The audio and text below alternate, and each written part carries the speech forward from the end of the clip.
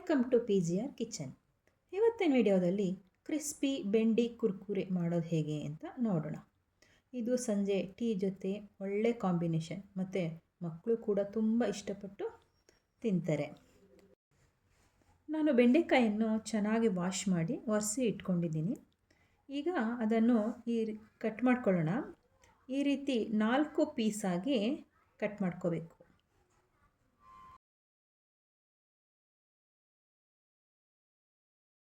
ಒಂದು ಬೌಲ್ಗೆ ಬೆಂಡೆಕಾಳುಗಳೆಲ್ಲ ಹಾಕ್ಕೊಂಡು 1 ಸ್ಪೂನು ಚಿರೋಟಿ ರವೆ ಹಾಕಿ ಅದಕ್ಕೆ ಚೂರು ನೀರನ್ನ ಸ್ಪ್ರಿಂಕಲ್ ಮಾಡಿ ಚೆನ್ನಾಗಿ ಮಿಕ್ಸ್ ಮಾಡೋಣ. ಅದನ್ನು ಹಾಗೆ ಒಂದು 2 ಮಿನಿಟ್ಸ್ ಇಡೋಣ. ಚಿರೋಟಿ ರವೆ ಆ್ಯಡ್ ಮಾಡೋದ್ರಿಂದ ಈ ಬೆಂಡಿ ಫ್ರೈ ತುಂಬ ಕ್ರಿಸ್ಪಿಯಾಗಿ ಬರುತ್ತೆ. 2 ಮಿನಿಟ್ಸ್ ಆಯಿತು. ಈಗ ಅದಕ್ಕೆ 1 ಸ್ಪೂನ್ ಕಾರ್ನ್ಫ್ಲೋರ್, 1 ಸ್ಪೂನ್ ಕಡಲೆ ಹಿಟ್ಟು ಮತ್ತು 1 ಸ್ಪೂನ್ ಅಚ್ಕಾರದ ಪುಡಿ, ಚೂರು ಅರಿಶಿನ, ಸ್ವಲ್ಪ ಚಾಟ್ ಮಸಾಲ ಮತ್ತು ರುಚಿಗೆ ತಕ್ಕಷ್ಟು ಉಪ್ಪು ಹಾಕಿ ಎಲ್ಲವನ್ನು ಚೆನ್ನಾಗಿ ಮಿಕ್ಸ್ ಮಾಡೋಣ.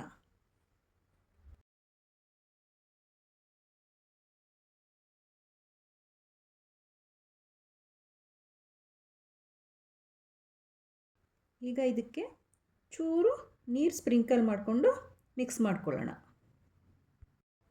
ಮತ್ತು 5 ಮಿನಿಟ್ಸ್ ಹಾಗೆ ಇಟ್ಟು ನಂತರ ಫ್ರೈ ಮಾಡೋಣ.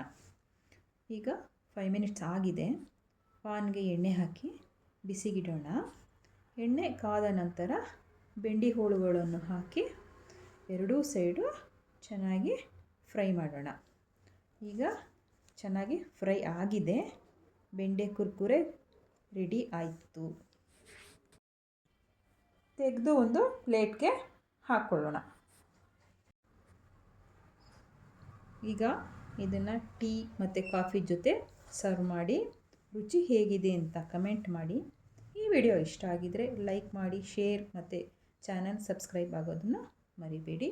Thank you.